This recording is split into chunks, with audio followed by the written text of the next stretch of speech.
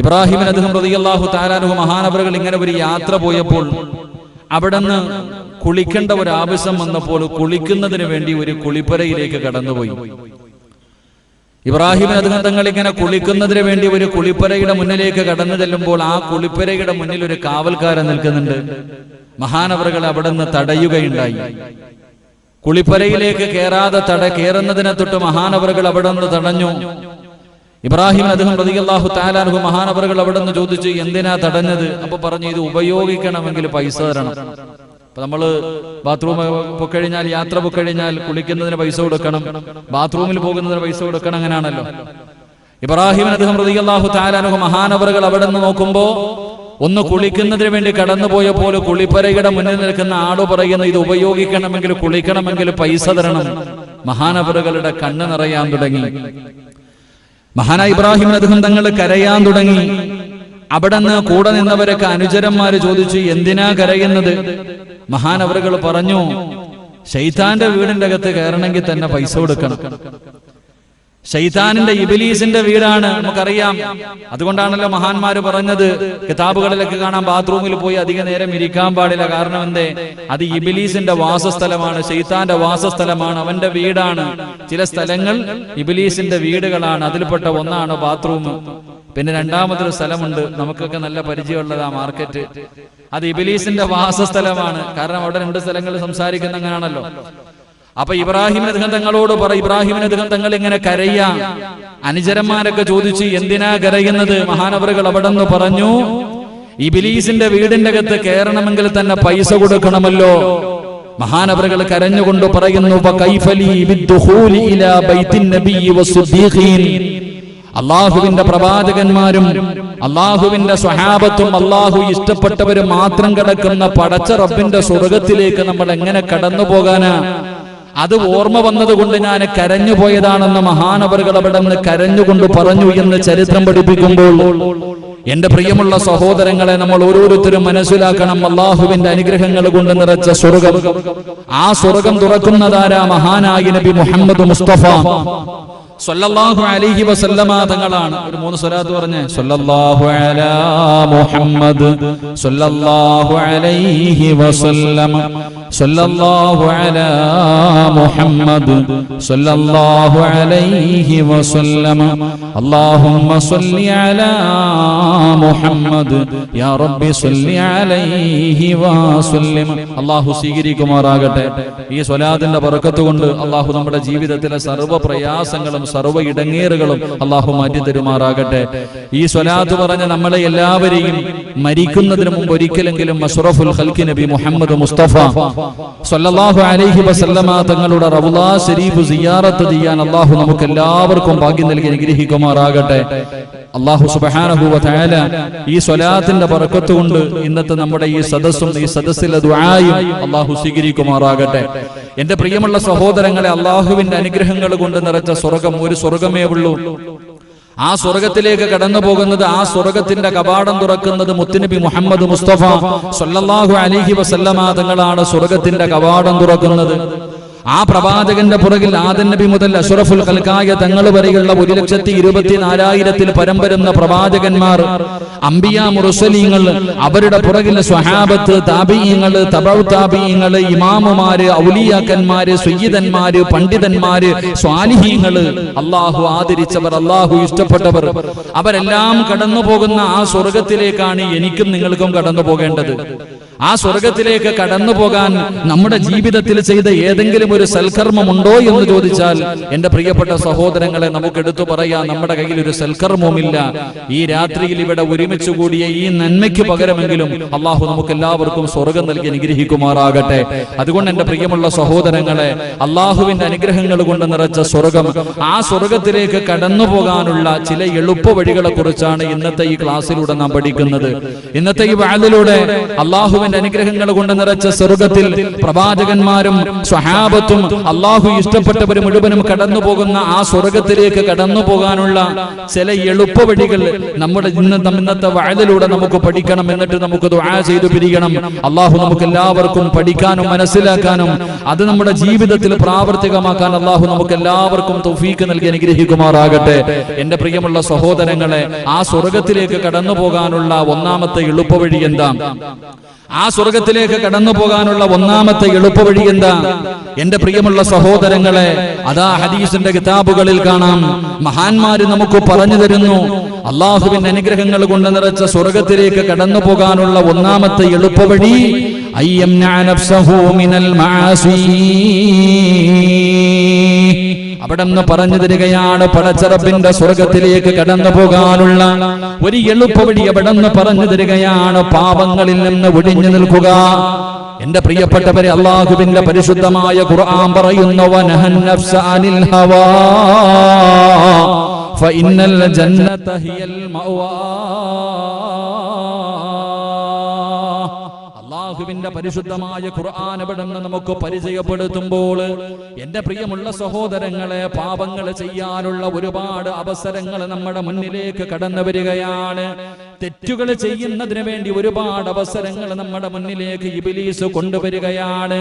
ആ കൊണ്ടുവരുന്ന അവസരത്തിൽ പാപങ്ങളിൽ നിന്ന് ഒഴിഞ്ഞു നിൽക്കാൻ കഴിഞ്ഞാൽ എന്റെ പ്രിയപ്പെട്ടവരെ, അള്ളാഹുവിന്റെ അനുഗ്രഹങ്ങൾ കൊണ്ട് നിറച്ച സ്വർഗമുണ്ടല്ലോ, നമ്മുടെ ഇച്ഛകളെ പിടിച്ചു നിർത്താൻ കഴിഞ്ഞാൽ നമ്മുടെ വികാരങ്ങളും നമ്മുടെ ആഗ്രഹങ്ങളും നമ്മുടെ മോഹങ്ങളും നമ്മുടെ സ്വപ്നങ്ങളുമെല്ലാം പടച്ച റബ്ബിന്റെ തൃപ്തിക്ക് വേണ്ടിയിട്ട് നമ്മളതെല്ലാം ഒന്ന് സൂക്ഷിക്കാൻ കഴിഞ്ഞാൽ അള്ളാഹുവിന്റെ സ്വർഗത്തിലേക്ക് കടന്നു പോകാൻ കഴിയുമെന്ന് അള്ളാഹുവിന്റെ പരിശുദ്ധമായ ഖുർആൻ പരിചയപ്പെടുത്തുമ്പോൾ എന്റെ പ്രിയമുള്ളവരെ, നമ്മൾ ജീവിക്കുന്ന ഈ കാലഘട്ടമുണ്ടല്ലോ, നമ്മൾ ജീവിക്കുന്ന ഈ കാലഘട്ടം പാപങ്ങൾ ചെയ്യാൻ എല്ലാ വഴികളും നമ്മുടെ മുന്നിൽ തുറന്നു തരികയാണ്. ഏത് വഴിയിലൂടെ വേണമെങ്കിലും നമുക്ക് സഞ്ചരിക്കാമല്ലോ. ഏതും നമുക്ക് ചെയ്യാനുള്ള സ്വാതന്ത്ര്യം നമ്മുടെ രാജ്യം തരുന്നുണ്ടല്ലോ. എന്റെ പ്രിയമുള്ളവരെ, എവിടെ നോക്കിയാലും തെറ്റുകളാണ്, എവിടെ നോക്കിയാലും പാപങ്ങളാണ്. ചോദിക്കാനും പറയാനും തടയാനും ആളില്ലാത്ത ഒരു കാലത്തുകൂടെ കടന്നു പോകുമ്പോ അള്ളാഹുവിനെ ഭയന്നുകൊണ്ട് ജീവിക്കുക എന്ന് പറയുന്നത് വല്ലാത്ത പ്രയാസമാണ്. അള്ളാഹുവിനെ ഭയന്നുകൊണ്ട് ജീവിക്കുക എന്ന് പറയുന്നത് വല്ലാത്ത പ്രയാസമാണ്. എന്റെ പ്രിയമുള്ള സഹോദരങ്ങളെ, അള്ളാഹുവിന്റെ ഖുർആൻ നമ്മളോട് പറയുകയാണ്, പടച്ച റബ്ബിനെ നിങ്ങൾ ഭയന്നുകൊണ്ട് ജീവിക്കണേ. പരിശുദ്ധമായ ഖുർആനിൽ ഒരുപാട് സ്ഥലങ്ങളിൽ അള്ളാഹു പറയുകയാണ്, നിങ്ങൾ അള്ളാഹുവിനെ ഭയക്കണേ, നിങ്ങൾ അള്ളാഹുവിനെ പേടിച്ച് ജീവിക്കണേ. പരിശുദ്ധമായ ഖുർആൻ ഒരുപാട് സ്ഥലങ്ങളിൽ പറയുമ്പോ ഒരുപാട് മഹാന്മാരുടെ ചരിത്രങ്ങൾ അള്ളാഹുവിന്റെ ഖുർആനും ഹദീസുകളും നമുക്ക് പറഞ്ഞു തരുന്നുണ്ട്. തെറ്റ് ചെയ്യാൻ ഒരുപാട് അവസരങ്ങൾ കിട്ടിയിട്ട് ആ തെറ്റിൽ നിന്ന് തിരിച്ചു നടന്നുപോയ ഒരുപാട് മഹാന്മാരുടെ ചരിത്രം, ഒരുപാട് പ്രവാചകന്മാരുടെ ചരിത്രം, ഒരുപാട് സ്വഹാബത്തിന്റെ ചരിത്രം അള്ളാഹുവിന്റെ പരിശുദ്ധമായ ഖുർആനും ഹദീസും നമുക്ക് പഠിപ്പിച്ചു തരുമ്പോ എന്റെ പ്രിയമുള്ളവരെ, അള്ളാഹുവിന്റെ പരിശുദ്ധമായ ഖുർആൻ എടുത്തു നോക്ക്. മഹാനായ യൂസുഫ് നബി അലൈഹിസ്സലാമിന്റെ ചരിത്രം അള്ളാഹുവിന്റെ വിശുദ്ധമായ ഖുർആനിൽ കാണാം. യൂസുഫ് നബിയുടെയും സുലൈഖ എന്ന് പറയുന്ന പെണ്ണിന്റെ ചരിത്രം അല്ലാഹുവിന്റെ പരിശുദ്ധമായ ഖുർആൻ അവിടുന്ന് പരിചയപ്പെടുത്തി തരുന്നുണ്ട്. മനോഹരമായ ഒരു ചരിത്രമാണ് യൂസുഫ് നബി അലൈഹിസ്സലാമിന്റെ ചരിത്രം. സൂറത്ത് യൂസുഫ് എന്ന് പറയുന്ന ഒരു അധ്യായം തന്നെ അല്ലാഹുവിന്റെ വിശുദ്ധമായ ഖുർആനിലുണ്ട്. യൂസുഫ് നബിയുടെ ചരിത്രം അറിയുമല്ലോ, യൂസുഫ് നബിയുടെ സൗന്ദര്യം അറിയുമല്ലോ. അല്ലാഹു സുബ്ഹാനഹു വ തആല യൂസുഫ് നബിക്ക് കൊടുത്ത സൗന്ദര്യം എന്തെന്നറിയുമോ? ആ യൂസുഫ് നബിയുടെ സൗന്ദര്യം കണ്ടിട്ടാണല്ലോ സുലൈഖയുടെ കൊട്ടാരത്തിലെ പെണ്ണുങ്ങള് തന്റെ കയ്യിലിരുന്ന കത്തി കൊണ്ട് അറിയാതെ അവരുടെ കൈവിരലുകൾ മുറിച്ചുപോയെന്ന് ചരിത്രം പറയുന്നത്. യൂസുഫ് നബിക്ക് വല്ലാത്ത സൗന്ദര്യമാണ്. എന്റെ പ്രിയമുള്ളവരെ, നാം ഇന്ന് കാണുന്ന സൗന്ദര്യമല്ല. അള്ളാഹുവിന്റെ പ്രവാചകൻ അവിടെന്ന് പറഞ്ഞു, സ്വഹാബാ, സ്വർഗത്തിൽ എല്ലാവർക്കും 33 വയസ്സാണ്. റസൂലുള്ളാഹി സ്വല്ലല്ലാഹു അലൈഹി വസല്ലമ തങ്ങൾ അവിടെന്ന് പറഞ്ഞു, സ്വർഗത്തിൽ എല്ലാവർക്കും 33 വയസ്സ്. അവിടെ കറുത്തവരില്ല, അവിടെ ഇരുനിറമുള്ളവരില്ല, അവിടെ വെളുപ്പുള്ളവരില്ല, എല്ലാവർക്കും ഒരേ സൗന്ദര്യം. മഹാനായ യൂസുഫ് നബി അലൈഹിസ്സലാമിന്റെ സൗന്ദര്യമാണെന്ന് നബി മുഹമ്മദ് മുസ്തഫ നബി മുഹമ്മദ് മുസ്തഫ സല്ലല്ലാഹു അലൈഹി വസല്ലം മുത്തുനബി അവിടെന്ന് പറഞ്ഞു. നമ്മൾ ഇന്ന് ചരിത്രം പറയുമ്പോ യൂസുഫ് നബി അലൈഹിസ്സലാം സുലൈഖയുടെ കൊട്ടാരത്തിലൂടെ നടന്നു പോകുമ്പോ കൊട്ടാരത്തിലെ പെണ്ണുങ്ങളുടെ മുന്നിലൂടെ 19 വയസ്സുള്ള യൂസുഫ് നബി അലൈഹിസ്സലാം നടന്നു പോയപ്പോ ആ യൂസുഫ് നബിയുടെ ഗ്ലാമർ കണ്ടിട്ട് ആപ്പിൾ മുറിച്ചുകൊണ്ടിരുന്ന കത്തി കൊണ്ട് തന്റെ കൈവിരലുകൾ മുറിച്ചു എന്ന് ചരിത്രം പറയുമ്പോ യൂസുഫ് നബിയുടെ സൗന്ദര്യം എന്തെന്നറിയുമോ? എന്റെ പ്രിയമുള്ള സഹോദരങ്ങളെ, സൗന്ദര്യത്തിന്റെ നേർ പകുതി അല്ലാഹു സുബ്ഹാനഹു വ തആല ആർക്ക് കൊടുത്തു? മഹാനായ നബി മുഹമ്മദ് മുസ്തഫ സല്ലല്ലാഹു അലൈഹി വസല്ലം. സൗന്ദര്യത്തിന്റെ നേർ പകുതി അല്ലാഹു കൊടുത്തത് മുത്തുനബിക്ക്. പിന്നെ പകുതി ഉണ്ടായിരുന്നു. ആ പകുതിയിൽ നിന്ന് പകുതി യൂസുഫ് നബി അലൈഹിസ്സലാമിന് കൊടുത്തു. ബാക്കി വരുന്ന ആ ഒരു തുണ്ടാണ് ലോകത്തുള്ള സർവ്വ മനുഷ്യർക്കും അല്ലാഹു കൊടുത്തിരിക്കുന്നത്. അപ്പൊ എന്റെ പ്രിയപ്പെട്ടവരെ, നമ്മൾ ചിന്തിച്ചു നോക്ക്, ആ സൗന്ദര്യത്തിന്റെ ഒരംശമാണ് ഈ ഭൂമിയിലുള്ള എല്ലാവർക്കും അല്ലാഹു കൊടുത്തതെങ്കിൽ യൂസുഫ് നബിയുടെ സൗന്ദര്യം എന്തായിരിക്കും? യൂസുഫ് നബിയുടെ സൗന്ദര്യം ഇത്രയാണെങ്കിൽ മഹാനായ നബി മുഹമ്മദ് മുസ്തഫ സല്ലല്ലാഹു അലൈഹി വസല്ലമ തങ്ങളുടെ സൗന്ദര്യം എത്രയായിരിക്കുമെന്ന് നാം ഒന്ന് ചിന്തിച്ചു നോക്ക്. എന്റെ പ്രിയമുള്ളവരെ, ആ യൂസുഫ് നബി അലൈഹിസ്സലാമിനെ സുലൈഖ എന്ന് പറയുന്ന അസീസിന്റെ ഭാര്യയായ സുലൈഖ, എന്റെ പ്രിയപ്പെട്ടവരെ, യൂസുഫ് നബി അലൈഹിസ്സലാമിനെ വല്ലാതെ ഇഷ്ടപ്പെടുകയാണ്. അവിടുന്ന് ചരിത്രം പറയുന്നു, സുലൈഖ എന്ന് പറയുന്ന പെണ്ണ് 7 കവാടങ്ങളുള്ള ഒരു മണിയറ തന്നെ ഒരുക്കിയെന്ന്. യൂസുഫ് നബി അലൈഹിസ്സലാമിനോട് വല്ലാത്ത സ്നേഹമായപ്പോ അവിടുന്ന് 7 കവാടങ്ങളുള്ള ഒരു അറയുണ്ടാക്കി. ആ കൊട്ടാരത്തിന്റെ അകത്ത് പ്രത്യേക ഒരു അറയുണ്ടാക്കി. എന്നിട്ട് യൂസുഫ് നബി അലൈഹിസ്സലാമിനെ കൊട്ടാരത്തിന്റെ അകത്തേക്ക് തന്റെ അറയിലേക്ക് അവിടുന്ന് ക്ഷണിക്കുകയാ. യൂസുഫ് നബി അലൈഹിസ്സലാം ആ കൊട്ടാരത്തിന്റെ ഉള്ളറകളിലേക്ക് കടന്നു പോകുമ്പോൾ ഓരോ കവാടങ്ങളും അടയ്ക്കുകയാണ്. അവസാനം സുലൈഖയുടെ മണിയറക്കകത്തേക്ക് കടന്നു ചെല്ലുമ്പോൾ അല്ലാഹുവേ, പടച്ചവനെ, മനോഹരമായ വസ്ത്രങ്ങൾ ധരിച്ചുകൊണ്ട് ഏതൊരാളും കണ്ടാൽ കൊതിക്കുന്ന രീതിയിൽ സുലൈഖ എന്ന് പറയുന്ന പെണ്ണുണ്ടല്ലോ, യൂസുഫ് നബി അലൈഹിസ്സലാമിനെ ചാരുകസേരയിൽ ഇങ്ങനെ ഇരുന്നു കൊണ്ട് ആനയിക്കുകയാണ്. യൂസുഫ് നബി അലൈഹിസ്സലാം, അതാ യൂസുഫ് എന്ന് പറയുന്ന ചെറുപ്പക്കാരൻ സുലൈഖയുടെ മണിയറക്കകത്തേക്ക് കടന്നു ചെല്ലുമ്പോ പടച്ചവനെ, അവിടുന്ന് ചരിത്രം പറയുകയാ, സുലൈഖ വിളിക്കുന്നു, യൂസുഫേ, എന്തൊരു സൗന്ദര്യമാണ് യൂസുഫേ, നിന്റെ കണ്ണുകളുണ്ടല്ലോ, നിന്റെ ചുണ്ടുകളുണ്ടല്ലോ, നിന്റെ ശരീരമുണ്ടല്ലോ, അതെന്നെ വല്ലാതെ കൊതിപ്പിക്കുന്നു എന്ന് സുലൈഖ പറയുമ്പോ യൂസുഫ് നബി അലൈഹിസ്സലാം അവിടുന്ന് പറയുകയാണ്, എന്റെ ഈ കണ്ണുണ്ടല്ലോ, ഞാൻ മരിച്ചു കഴിഞ്ഞ് 3 ദിവസം കഴിഞ്ഞ് എന്റെ ഖബറിലേക്ക് വന്നു നോക്കിയാൽ എന്റെ ഈ കണ്ണുണ്ടല്ലോ, എന്റെ മുഖത്തുകൂടെ ഇങ്ങനെ ഒലിച്ചിറങ്ങുന്നത് കാണാ. എന്റെ ഈ ശരീരം മുഴുവനും പുഴുക്കൾ തിന്നുകയാണ്. എന്തെല്ലാം പറഞ്ഞിട്ടും സുലൈഖ എന്തെല്ലാം പ്രലോഭനങ്ങൾ ഉണ്ടാക്കുന്ന കാര്യങ്ങൾ പറഞ്ഞിട്ടും യൂസുഫ് നബിയുടെ ഭാഗത്ത് നിന്നൊരു പ്രതികരണമില്ലാതെ വന്നപ്പോ അവിടെന്ന് ചോദിക്കുന്നു, യൂസുഫേ, നിനക്ക് എങ്ങനെയാ എന്നെ നിരസിക്കാൻ കഴിയുന്നത്? എങ്ങനെ നീ എന്നെ വലിച്ചെറിയാൻ കഴിയുന്നത്? അവിടെന്ന് യൂസുഫ് നബി അലൈഹിസ്സലാം അവിടെന്ന് പറഞ്ഞു, ഇത്തഖില്ലാ, എനിക്ക് അല്ലാഹനെ വല്ലാത്ത പേടിയാ സുലൈഖ, എനിക്ക് പടച്ച റബ്ബിനെ വല്ലാത്ത ഭയമാണ്. എന്റെ പ്രിയമുള്ളവരെ, നമുക്ക് ചരിത്രമറിയാം. സുലൈഖ യൂസുഫ് നബി അലൈഹിസ്സലാമിനെ കയറി പിടിക്കുകയാണ്. അവിടുന്ന് നിലവിളിച്ചുകൊണ്ട് യൂസുഫ് നബി അലൈഹിസ്സലാം സുലൈഖയുടെ മണിയറക്കകത്ത് നിന്ന് ഇറങ്ങി ഓടുകയാണ്. എന്റെ പ്രിയമുള്ളവരെ, അവസാനം യൂസുഫ് നബി അലൈഹിസ്സലാമിനെ ജയിലറയിലേക്ക് പിടിച്ചിട്ടു. ആ ജയിലറക്കകത്ത് കിടക്കുമ്പോഴും സുലൈഖ കടന്നു വരികയാണ്. യൂസുഫേ, എന്റെ വഴിക്ക് നീ കടന്നു വന്നില്ലെങ്കിൽ നിന്റെ ജീവിതകാലം മുഴുവനും ഇതിനകത്ത് കടന്ന് നരകിക്കേണ്ടി വരുമെന്ന് സുലൈഖ അവിടെന്ന് ഭീഷണിപ്പെടുത്തുമ്പോ യൂസുഫ് നബി അലൈഹിസ്സലാം അവിടെന്ന് പറഞ്ഞ മറുപടി അല്ലാഹുവിന്റെ ഖുർആൻ പറയുകയാ. സുലൈഖയോട് ആ യൂസുഫ് നബി പറഞ്ഞ മറുപടി എന്തെന്നറിയുമോ? ഖാല റബ്ബി അസ്ജിനി അഹബ്ബു ഇലയ്യ. അവിടെന്ന് പറഞ്ഞു, സുലൈഖ, എനിക്ക് നിന്റെ ആഗ്രഹം സാധിച്ചു തരുന്നതിനേക്കാളും നല്ലത് എനിക്ക് ഈ ജയിലറയിൽ കിടക്കുന്നതാണ് ഇഷ്ടമെന്ന് അവിടുന്ന് യൂസുഫ് നബി അലൈഹിസ്സലാം പറഞ്ഞു എന്ന് ചരിത്രം പറയുമ്പോ, എന്തിനാ സഹോദരങ്ങളെ ഇതുപോലെ ഒരു സൗകര്യമുണ്ടായിട്ട് ഏറ്റവും വലിയ സൗന്ദര്യായ പെണ്ണ് ഒരുങ്ങി മണിയറക്കകത്ത് വിളിച്ചൊരുക്കിയിട്ട് ഒരു മനുഷ്യനും കാണാത്ത രീതിയിൽ എല്ലാ സൗകര്യങ്ങൾ ഒരുക്കിയിട്ട് കിടപ്പറയിലേക്ക് വിളിച്ചപ്പോ യൂസുഫ് നബി അവിടെന്ന് പറഞ്ഞത്, ഇത്തഖില്ലാ, ആര് കണ്ടില്ലെങ്കിലും അല്ലാഹ് കാണുമല്ലോ, ആര് ആര് കണ്ടില്ലെങ്കിലും അല്ലാഹ് കാണുമല്ലോ. എന്റെ പ്രിയമുള്ളവരെ, ഇന്ന് വെള്ളിയാഴ്ച ദിവസമാണല്ലോ. ഞാനും നിങ്ങളും എല്ലാവരും ഇന്ന് സൂറത്തുൽ കഹ്ഫ് ഓതിയ ദിവസമാണല്ലോ. എന്റെ പ്രിയമുള്ളവരെ, ചരിത്രം എടുത്തു നോക്ക്. ആ സൂറത്തുൽ കഹ്ഫിന്റെ അകത്ത് ഒരുപാട് ചരിത്രങ്ങൾ അല്ലാഹു പറയുന്നുണ്ടല്ലോ. എന്റെ പ്രിയമുള്ളവരെ, ഗുഹയ്ക്കകത്ത് അകപ്പെട്ടു പോയ 3 സഹോദരങ്ങൾ, 3 ചെറുപ്പക്കാരുടെ ചരിത്രം അല്ലാഹുവിന്റെ ഖുർആൻ പറയുന്നുണ്ട്. അതിനകത്തൊരു മനുഷ്യൻ അവിടെ നിന്ന് പറഞ്ഞല്ലോ, അല്ലാഹുവേ, സുന്ദരിയായ ഒരു പെണ്ണ് എന്റെ മുന്നിലേക്ക് കടന്നു വന്നു. എനിക്ക് എന്തും ചെയ്യാനുള്ള അവസരമുണ്ടായി. ആ സമയത്ത് നിന്നെ ഓർത്തുകൊണ്ട് ഞാൻ പിന്തിരിഞ്ഞല്ലോ. പടച്ചവനെ, നിന്റെ തൃപ്തി കരുതി നിന്നെ ഭയന്നിട്ടാണ് ഞാൻ പിന്തിരിഞ്ഞത്. അതുകൊണ്ട് ഈ പാറവൊന്ന് മാറ്റിത്തരണേ എന്ന് ദുആ ചെയ്ത ചരിത്രം നമ്മൾ പഠിച്ചവരാട്.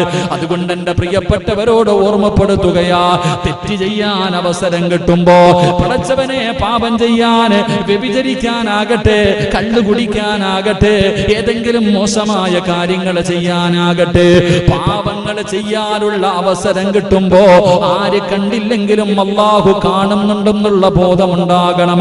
ആ പടച്ച റബ്ബിനെ ഭയന്നുകൊണ്ട് ആ പാപത്തിൽ നിന്ന് നീ പിന്തിരിഞ്ഞാൽ വലിമൻ ഖാഫ മഖാമ റബ്ബിഹി ജന്നതാ. അല്ലാഹുവിന്റെ പരിശുദ്ധമായ ഖുർആനാ പറയുന്നത്. 2 സ്വർഗ്ഗം തരാമെന്നാ പറഞ്ഞത്. നിസ്കരിക്കുന്നവനല്ല, നോമ്പ് പിടിക്കുന്നവനല്ല, ഹജ്ജ് ചെയ്തവനല്ല, സദഖ കൊടുത്തവനല്ല, പള്ളി കെട്ടി കൊടുത്തവനല്ല, അല്ലാഹുവേ രാവും പകലും കടന്ന് ഇബാദത്ത് ചെയ്തവനല്ല. അല്ലാഹു പറയുന്നു, ഒരാൾക്ക് ഞാൻ 2 സ്വർഗ്ഗം തരാം. അല്ലാഹു പറയുകയാ, ഞാൻ 2 സ്വർഗ്ഗം തരാം. ആർക്ക്? നിസ്കരിക്കുന്നവർക്ക്. നിസ്കരിക്കുന്നവർക്കെന്നല്ല പറഞ്ഞത്, ഹജ്ജ് ചെയ്യുന്നവർക്കെന്നല്ല പറഞ്ഞത്. എന്റെ പ്രിയമുള്ള സഹോദരങ്ങളെ, ഒരു പാപം ചെയ്യാൻ അവസരം കിട്ടുമ്പോ, ഒരു തെറ്റ് ചെയ്യാൻ അവസരം കിട്ടുമ്പോ ആ തെറ്റിൽ നിന്ന് പടച്ച റബ്ബിനെ ഭയന്നുകൊണ്ട് പിന്തിരിയുന്നവന് ഞാൻ 2 സ്വർഗ്ഗം തരാം. ഹദീസിന്റെ കിതാബുകൾ എടുത്തു നോക്ക്, ചരിത്രം എടുത്തു നോക്ക്. മഹാനായ സയ്യിദുന ഉമർ ഇബ്നുൽ ഖത്താബ് റളിയല്ലാഹു തആല അൻഹുവിന്റെ കാലഘട്ടത്തില്, ഉമർ റളിയല്ലാഹു തആല അൻഹുവിന്റെ കാലഘട്ടത്തില് ഇശാ നിസ്കരിച്ചിട്ട് ഒരു ചെറുപ്പക്കാരൻ ഇങ്ങനെ വീട്ടിൽ പോവാ. ഇശാ നിസ്കരിച്ചിട്ട് ഒരു ചെറുപ്പക്കാരൻ തന്റെ വീട്ടിലേക്ക് ഇങ്ങനെ ഈന്തപ്പന മരങ്ങൾക്ക് ഇടയിലൂടെ ഇങ്ങനെ പതുങ്ങി ആ ചെറുപ്പക്കാരൻ ഇങ്ങനെ വീട്ടിലേക്ക് പോകാം. ആരുമില്ലാത്ത വഴിയിലൂടെ തന്റെ വീട്ടിലേക്ക് നടന്നു പോകുമ്പോ എല്ലാ ദിവസവും പള്ളിയിൽ വരുമ്പോ ഈ ചെറുപ്പക്കാരനെ വല്ലാതെ സ്നേഹിക്കുന്ന ഒരു പെണ്ണുണ്ടായിരുന്നു. വല്ലാതെ സ്നേഹിക്കുന്ന ഒരു പെണ്ണ്. അവസാനം ഇശാ നമസ്കാരം കഴിയും ചെറിയ ചെറുപ്പക്കാരൻ പോകുമ്പോ ഈ പെണ്ണ് ഓടി വന്നിട്ട് ആരും കാണാതെ ഇരുട്ടത്ത് വെച്ച് കെട്ടിപ്പിടിച്ചു.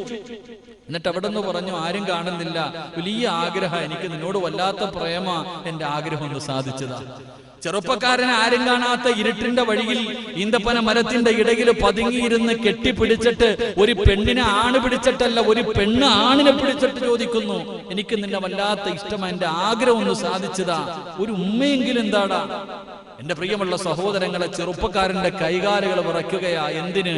അല്ലാഹുവേ പടച്ചവനെ, ഞാൻ നരകത്തിലായി പോയല്ലോ, ഞാൻ പാപം ചെയ്തു പോയല്ലോ, അല്ലാഹുവേ പടച്ചവനെ, ഞാൻ വ്യഭിചരിച്ചു പോയല്ലോ. കരഞ്ഞു വിളിച്ച് നിലവിളിച്ച് ബോധം കെട്ട് താഴെ വീണു. നിലവിളിച്ച് അല്ലാഹുവിനെ കുറിച്ച് ഓർത്ത് പേടിച്ച് നിലവിളിച്ചിട്ട് അവിടെ താഴെ വീണു. പെണ്ണ് കളഞ്ഞിട്ട് ഓടി രക്ഷപ്പെട്ടു. എന്റെ പ്രിയമുള്ളവരെ, അവസാനം വഴിയാത്രക്കാര് ചുമന്നുകൊണ്ട് വീട്ടിലേക്ക് കൊണ്ടുപോയി. അവസാനം ബോധം തിരിച്ചു വന്നപ്പോ വാപ്പ ചോദിച്ചു, എന്തേ മോനെ? പോയി വാപ്പ, ഹസറ ദുനിയാവൽ ആഖിറ, ദുനിയാവും പോയി ആഖിറവും പോയി. ഞാൻ തെറ്റുകാരനായി പോയി, ഞാൻ നരകത്തിന്റെ അവകാശിയായി പോയി. നടന്ന സംഭവം മുഴുവനും വാപ്പാനോട് മകൻ പറഞ്ഞു കൊടുത്തു. വാപ്പ പറഞ്ഞു, മോനെ, നീ തെറ്റുകാരനല്ല, നീ അല്ലല്ലോ പിടിച്ചത്, ആ പെണ്ണ് ഇങ്ങോട്ട് കയറി പിടിച്ചതാണല്ലോ. എന്റെ പൊന്നുമോൻ ഒന്നും ചെയ്തില്ലല്ലോ, അള്ളാഹുവിനെ ഭയന്നുകൊണ്ട് പിന്തിരിഞ്ഞവനാണല്ലോ, മോൻ പേടിക്കണ്ട. ഇല്ല വാപ്പ, ഞാൻ തെറ്റുകാരനാ. എന്തു പറഞ്ഞിട്ടും തന്റെ പൊന്നാര മകന് മനസ്സിലാകുന്നില്ല. അവസാനം ആ ചെറുപ്പക്കാരൻ പറഞ്ഞു, എങ്കിൽ ഖലീഫയോട് പോയി ചോദിക്കും. ഉമർ ഇബ്നുൽ ഖത്താബ് റളിയല്ലാഹു തആല അൻഹു രാജ്യത്തിന്റെ ഭരണാധികാരിയാ, പോയിട്ട് ചോദിക്കാൻ. വാപ്പ രാത്രി തന്നെ ഉമർ ഇബ്നുൽ ഖത്താബ് റളിയല്ലാഹു തആല അൻഹുവിന്റെ വീട്ടിൽ പോയി. അവിടെ നിന്ന് പോയി കാര്യങ്ങളൊക്കെ പറഞ്ഞപ്പോ ഉമർ തങ്ങൾ പറഞ്ഞു, അല്ലാഹു പുറത്തു കൊടുക്കട്ടെ, നിങ്ങളുടെ മോൻ തെറ്റൊന്നും ചെയ്തില്ല, അവൻ അല്ലാഹുവിനെ ഭയന്ന് ജീവിക്കുന്നവനാ. വാപ്പ വളരെ സന്തോഷത്തോടുകൂടി തന്റെ പൊന്നാര മകനോട് പറയുന്നതിന് വേണ്ടി വീട്ടിലേക്ക് കടന്നു വന്നപ്പോ തന്റെ പൊന്നാര മകന്റെ മയ്യിത്ത കാണുന്നത്.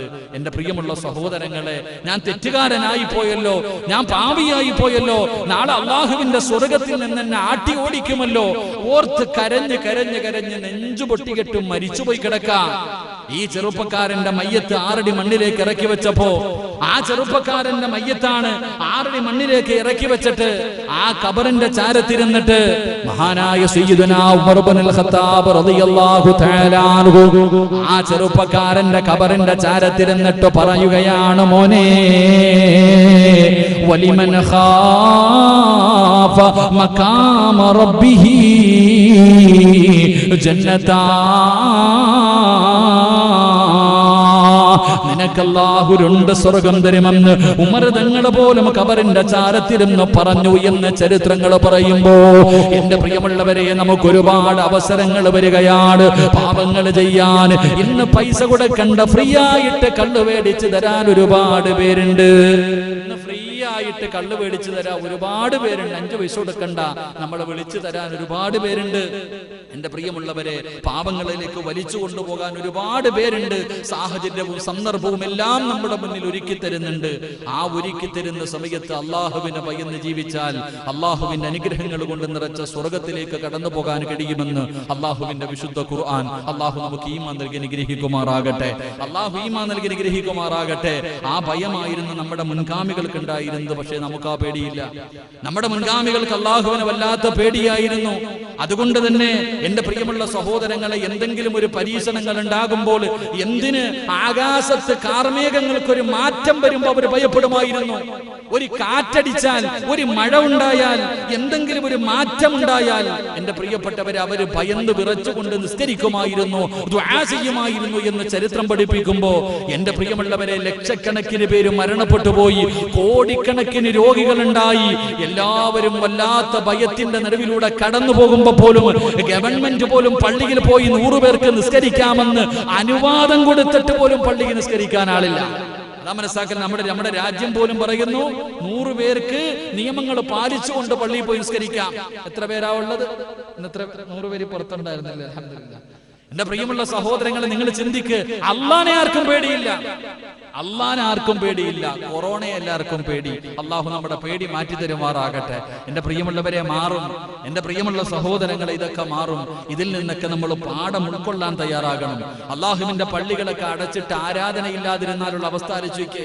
എന്റെ പ്രിയപ്പെട്ട സഹോദരങ്ങളെ, ഇപ്പൊ പിന്നെ പള്ളിയിലെ ഉസ്താദന്മാർക്കൊന്നും ജോലിയില്ലപ്പ. വലിയ കാര്യ.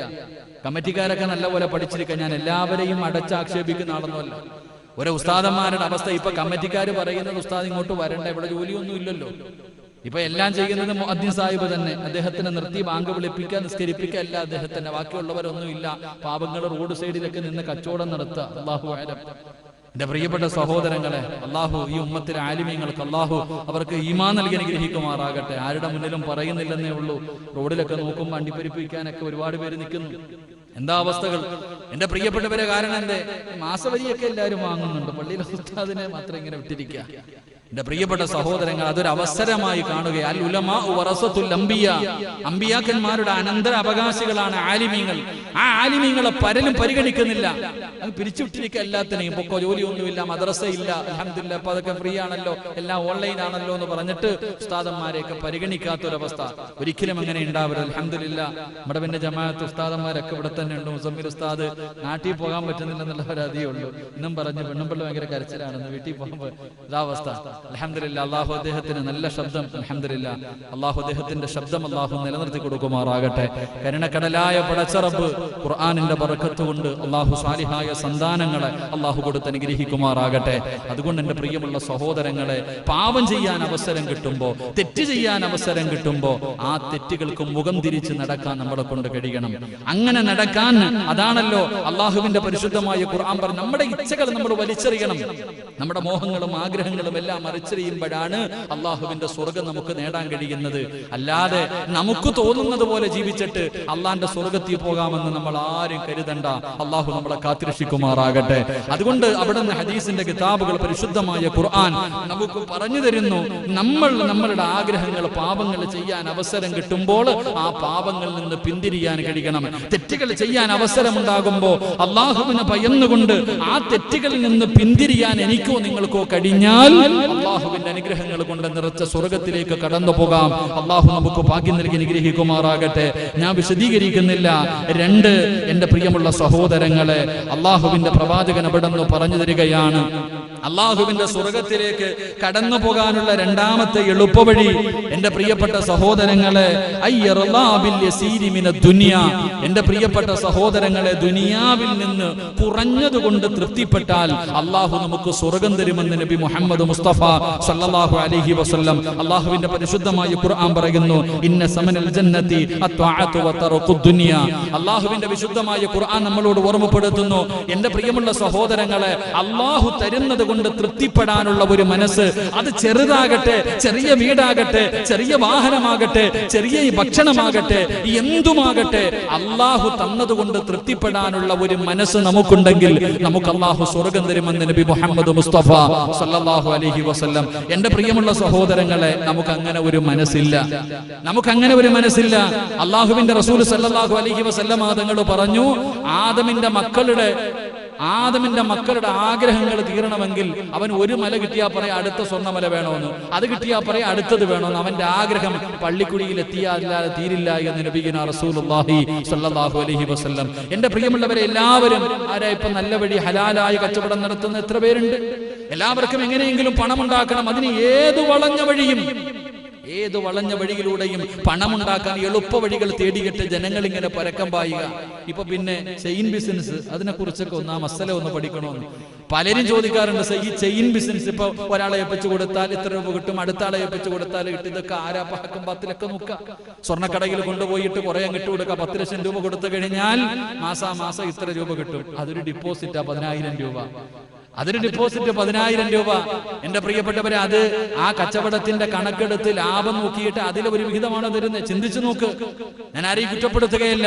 എന്റെ പ്രിയപ്പെട്ടവരെ, ഹലാലും ഹറാമും ഇന്ന് നോക്കാതെ ജനങ്ങൾ എങ്ങനെയെങ്കിലും അള്ളാഹു എല്ലാവരുടെ മുന്നിൽ വലിയവനാകണം, അവനെക്കാളും വലിയ വണ്ടി വേണം, അവനെക്കാളും വലിയ വീട് വേണം, ഈ ഒരു ചിന്തയോടുകൂടി ജനങ്ങൾ ഇങ്ങനെ ജീവിക്കുകയാ. ഹലാലും ഹറാമും പരിഗണിക്കുന്നില്ല. അള്ളാഹുവിന്റെ റസൂൽ സല്ലല്ലാഹു അലൈഹി വസല്ലമ തങ്ങൾ പറഞ്ഞു, അള്ളാഹു തന്നതുകൊണ്ട് തൃപ്തിപ്പെട്, അള്ളാഹു തന്നതുകൊണ്ട് തൃപ്തിപ്പെട്. അവനാണ് ലോകത്തിലെ ഏറ്റവും വലിയ സമ്പന്നൻ. അള്ളാഹു തന്നതുകൊണ്ട് തൃപ്തിപ്പെടുന്നവനാ ലോകത്തിലെ ഏറ്റവും വലിയ സമ്പന്നൻ എന്ന് നബി മുഹമ്മദ് മുസ്തഫ സല്ലല്ലാഹു അലൈഹി വസല്ലം.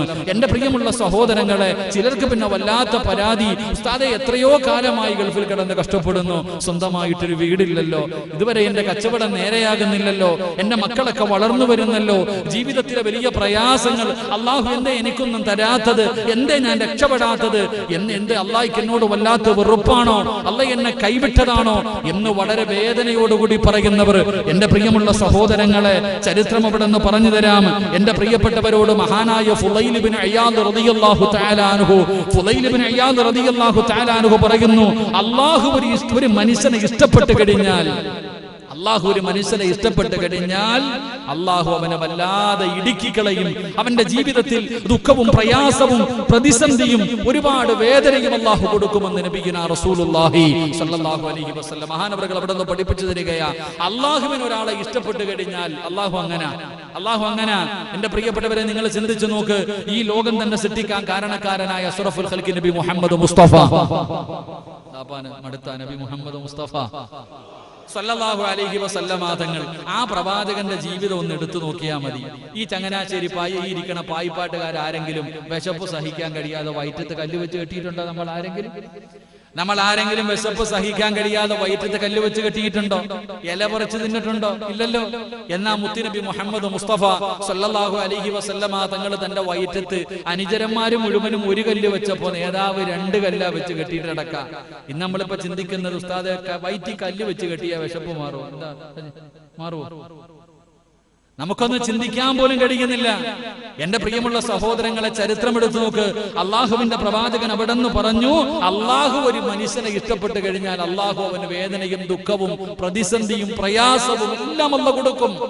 ഒരാൾക്ക് അള്ളാഹുവിന് ഇഷ്ടമല്ലെങ്കിൽ അള്ളാഹു അവന്റെ മുന്നിൽ ദുനിയാവ് തുറന്നു കൊടുക്കുമെന്ന് നബിയുനാ റസൂലുള്ളാഹി. നമ്മളൊക്കെ തന്നെ ചോദിക്കുമല്ലോ, ഉസ്താദെ പള്ളിയില്ല, പട്ടവും ഇല്ല, ഒരു പൊരുത്തിന് പോലും 5 നയാ പൈസ സദക്ക കൊടുക്കത്തില്ല, പക്ഷെ അവൻ ഏത് കടയിട്ടാലും വിജയിക്കുന്നില്ല.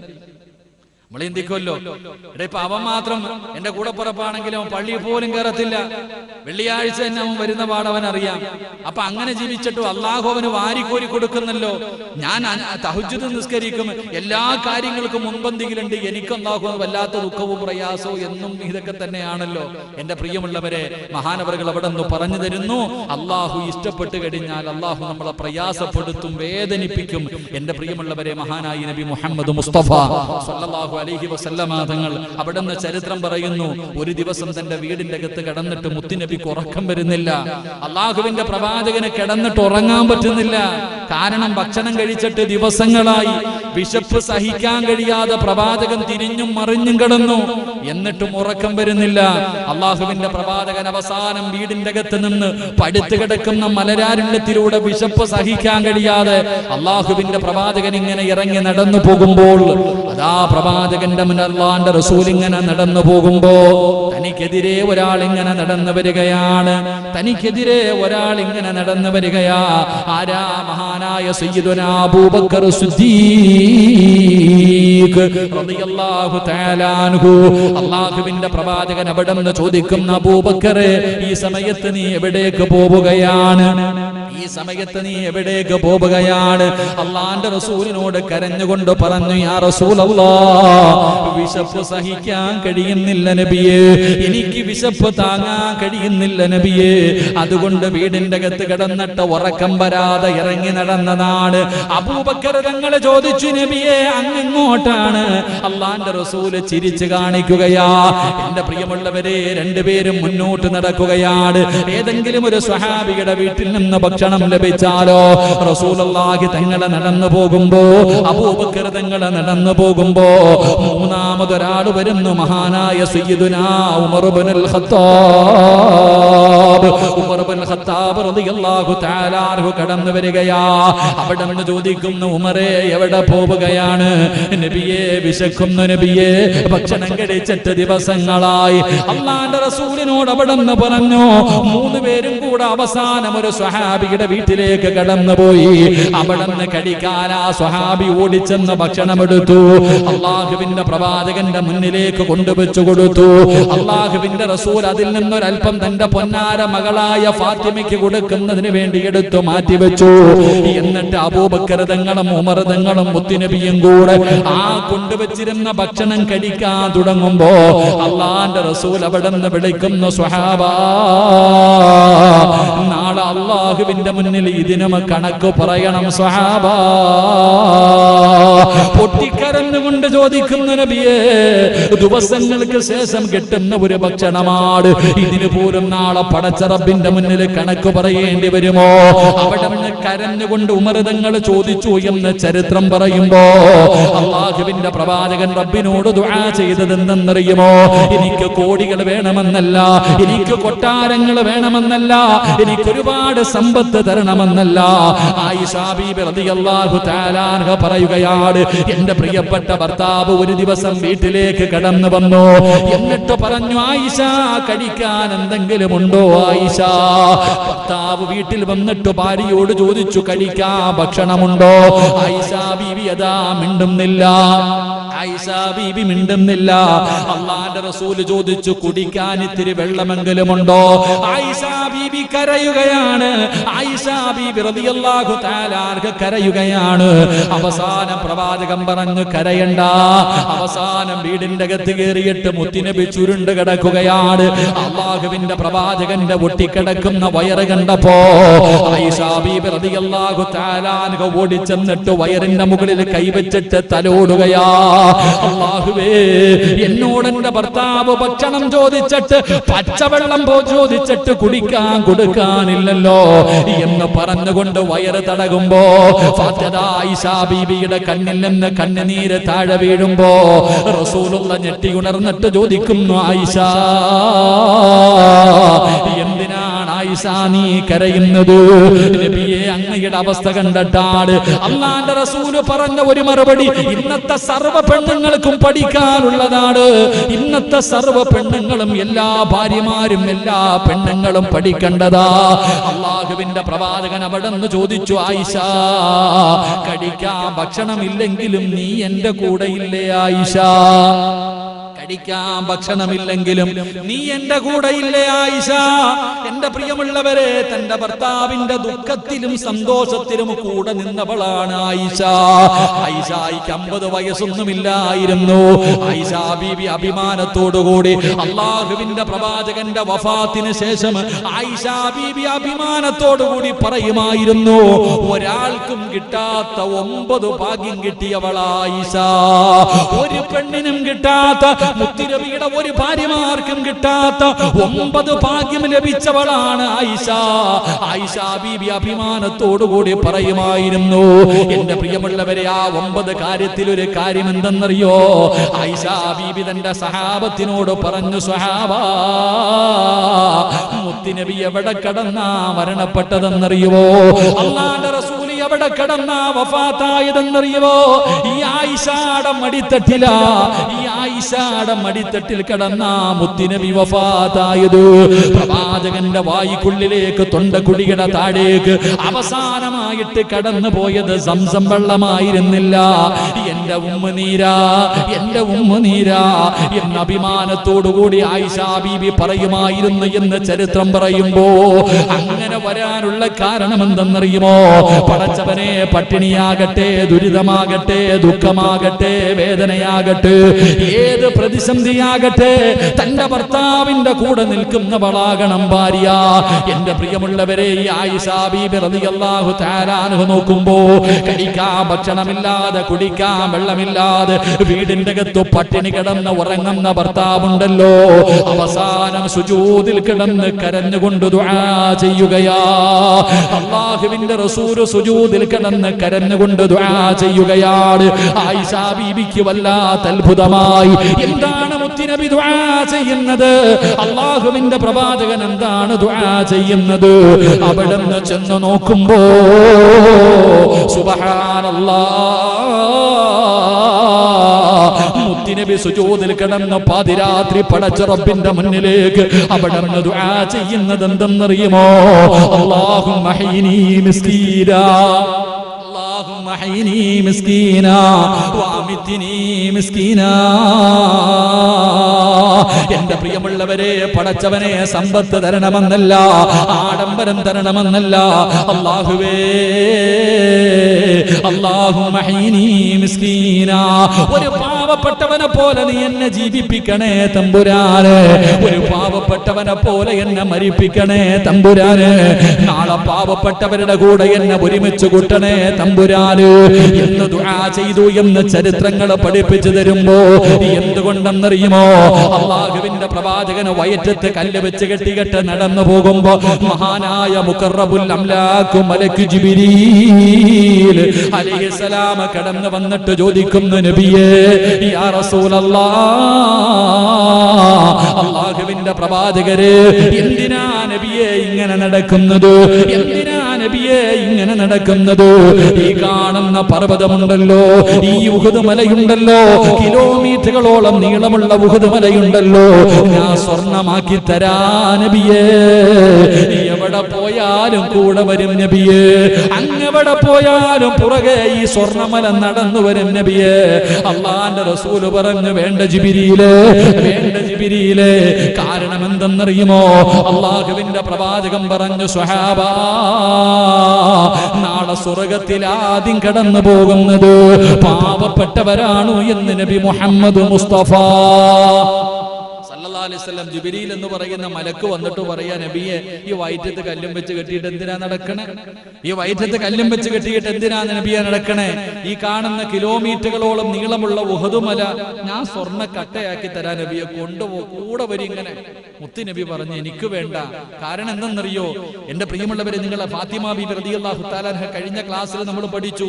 ആ ഫാത്തിമ ബീബി റളിയല്ലാഹു തആല അൻഹ അള്ളാന്റെ റസൂലിന്റെ മോള്, ആ മുത്തുനബിയുടെ പൊന്നാര മകള് കല്യാണത്തിന് വേണ്ടി ഒരുങ്ങി ഇറങ്ങിയപ്പോ അബൂബക്കർ സിദ്ദീഖ് റളിയല്ലാഹു തആല അൻഹു ഇരുന്നിട്ട് കരയ.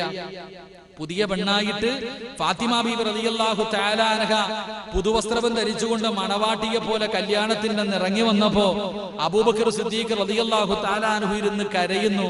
സഹാബത്ത് പോയിട്ട് ചോദിച്ചു, എന്തിനാ കരയണേ? സഹാബത്ത്, എന്റെ പ്രിയമുള്ളവരെ, ഇന്ന് യതീംകുള്ള കുട്ടികളെ കെട്ടിക്കുമ്പോ തന്നെ എന്തൊക്കെയാ ആലോചിക്കുക.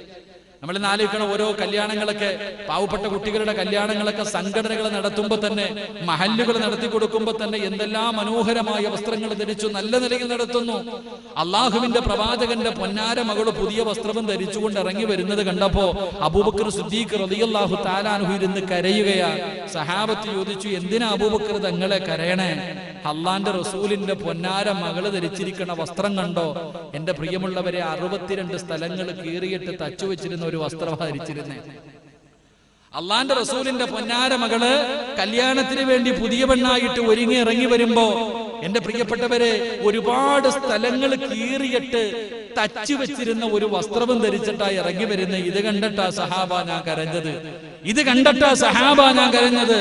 അങ്ങനെ ഫാത്തിമ ബീവിയെ വളർത്തിയത് കൊണ്ടാ നാളെ ഫാത്തിമ ബീവി സ്വർഗത്തിലെ പെണ്ണുങ്ങളുടെ നേതാവായത്. അലിയാര് തങ്ങളുടെ വീടിന്റെ അകത്ത് പട്ടിണിയാണെങ്കിലും പരിവട്ടമാണെങ്കിലും എന്താണെങ്കിലും പരാതിയില്ല, പരിഭവമില്ല. അള്ളാഹുവേ, തന്റെ ഭർത്താവിന്റെ മനസ്സ് വേദനിപ്പിക്കാതെ ജീവിക്കാൻ ഫാത്തിമാനെ പഠിപ്പിച്ചത് മഹാനായ നബി മുഹമ്മദ് മുസ്തഫ സല്ലല്ലാഹു അലൈഹി വസല്ലം. അതുകൊണ്ട് എന്റെ പ്രിയമുള്ളവരെ, പണം അള്ളാഹു തരുന്ന അനുഗ്രഹമാണെന്ന് ഒരിക്കലും കരുതരുത്. അള്ളാഹു പണം തരുന്നത് ഒരു പണി തരുന്നതിന് വേണ്ടിയാ. അള്ളാഹു കാത്തിരക്ഷിക്കുമാറാകട്ടെ. എന്റെ പ്രിയമുള്ളവരെ, അള്ളാഹുവിന്റെ പ്രവാചകന്മാരിൽ ഏറ്റവും അവസാനം സ്വർഗത്തിൽ കിടക്കുന്ന പ്രവാചകൻ മഹാനായ സുലൈമാൻ നബി അലൈഹിസ്സലാം. അള്ളാഹുവിന്റെ പ്രവാചകന്മാരിൽ വെച്ച് ഏറ്റവും അവസാന സ്വർഗത്തിൽ കിടക്കുന്ന നബിയാ സുലൈമാൻ നബി. കാരണം എന്തേ? അള്ളാഹുവെ, ലോകം മുഴുവനും അള്ളാഹു സുലൈമാൻ നബിക്ക് ഒരുപാട് സമ്പത്തും അധികാരവും സർവ്വതും അള്ളാഹു കൊടുത്തു. ആ കൊടുത്തതിന്റെ മുഴുവനും കണക്ക് പറഞ്ഞിട്ട് ഏറ്റവും അവസാനമാ സുലൈമാൻ നബി സ്വർഗത്തിൽ പോകുന്നത്. സഹാബത്തിന്റെ ചരിത്രം എടുത്തു നോക്ക്.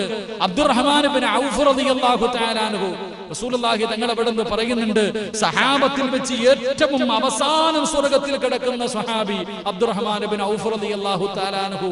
സാധാരണ സഹാബിയൊന്നുമല്ല. അബ്ദുറഹ്മാൻ ഇബ്നു ഔഫ് റളിയല്ലാഹു തആല അൻഹുവിന്റെ ചരിത്രം എടുത്തു നോക്കണം. അല്ലാഹുവേ, വല്ലാത്ത ചരിത്രമുള്ള സഹാബി. ഏറ്റവും അവസാനം അവിടെ നിന്ന് പറയുന്നു, നടക്കാൻ കഴിയാതെ വളരെ പ്രയാസപ്പെട്ട വരണേ മുത്തുനബി സ്വർഗത്തിന്റെ മുന്നിൽ കാത്തു നിൽക്കുമെന്ന. എന്തേ കാരണം? സഹാബികളിൽ വെച്ച് ഏറ്റവും വലിയ സമ്പന്നനായിരുന്നു. സഹാബത്തിൽ വെച്ച് ഏറ്റവും വലിയ സമ്പന്നൻ ആയിഷ ബീബി റളിയല്ലാഹു തആല അൻഹ ഈ ചരിത്രം പറയുന്നുണ്ട്. ഒരു ദിവസം വല്ലാത്ത ശബ്ദങ്ങൾ കേട്ടപ്പോ ആയിഷ ബീബി ചോദിച്ചു, എന്താ വല്ലാത്ത ശബ്ദ കോലാഹലങ്ങൾ കേൾക്കുന്നല്ലോ? അപ്പൊ പറഞ്ഞു, അബ്ദുറഹ്മാൻ ഇബ്നു ഔഫിന്റെ കച്ചവടം കഴിഞ്ഞിട്ട് അതിന്റെ ലാഭം കൊണ്ടുവന്ന് ഇറക്കണ ശബ്ദം കേൾക്കാം. അപ്പഴാ ആയിഷ ബീബി റളിയല്ലാഹു തആല അൻഹ പറഞ്ഞു, മുത്തുനബി പറഞ്ഞത് സത്യമാ. ഇത്രേ പറഞ്ഞുള്ളൂ. മുത്തുനബി പറഞ്ഞത് സത്യമാ. ആരോ പറഞ്ഞു കൊടുത്തു. അബ്ദുറഹ്മാൻ ഇബ്നു ഔഫ് റളിയല്ലാഹു തആല അൻഹുവിന്റെ അടുക്ക പോയിട്ട് പറഞ്ഞു, ആയിഷ ബീബി ഇങ്ങനെ പറഞ്ഞു, അള്ളാന്റെ റസൂൽ പറഞ്ഞത് സത്യമാണെന്ന് പറഞ്ഞു. അബ്ദുറഹ്മാൻ ഇബ്നു ഔഫ് റളിയല്ലാഹു തആല അൻഹു ഓടി വന്നു ആയിഷ ബീവിയുടെ മുന്നിൽ. ഉമ്മ, എന്തേ ഉമ്മ മുത്തുനബി പറഞ്ഞേ? ആയിഷ ബീവി റളിയല്ലാഹു തആല അൻഹയോട് ചോദിച്ചു, എന്നെ കുറിച്ച് മുത്തുനബി പറഞ്ഞ എന്താ? അവിടെ നിന്ന് പറഞ്ഞു കൊടുത്തു, ഏറ്റവും അവസാനം സ്വർഗത്തിൽ കിടക്കണ നീയാ. അത് കേട്ട ഉടനെ എന്റെ പ്രിയമുള്ളവരെ, ആ കൊണ്ടുവന്നിരുന്ന ഒട്ടകങ്ങൾക്ക്, എത്രയോ ഒട്ടകങ്ങൾക്ക് ചുമക്കാനുള്ള ആ സമ്പാദ്യം മുഴുവനും അള്ളാഹുവിന്റെ ദീനിന് വേണ്ടി സദഖ കൊടുത്തു എന്ന് ചരിത്രം പഠിപ്പിക്കുന്നു. അങ്ങനെ കൊടുത്തിട്ട് പോലും ഏറ്റവും അവസാനമാണ് കയറുന്നതെങ്കിൽ പായിപ്പാടുകാരൊക്കെ എന്താകും? അള്ളാഹു നമ്മളെ അച്ഛയ്ക്ക് ദശമൊക്കെ ഉണ്ടായിരിക്കണം. നമ്മളൊക്കെ ഒന്ന് ആലോചിക്കേ, അള്ളാഹുവെ, ആ കൊണ്ടുവന്ന ലാഭം മുഴുവനും കോടിക്കണക്കിന് രൂപ, അത് മുഴുവനും കേട്ട ഉടനെ സദഖ കൊടുത്ത സഹാബി ഏറ്റവും അവസാന സ്വർഗത്തിൽ പോണേ. ഇവിടെ അലമാരിക്കകത്ത് അടുക്കി വെച്ചിരിക്കുന്നവന്റെ ഗതി എന്തായിരിക്കും? അള്ളാഹു നമ്മളെ കാത്തിരക്ഷിക്കുമാറാകട്ടെ.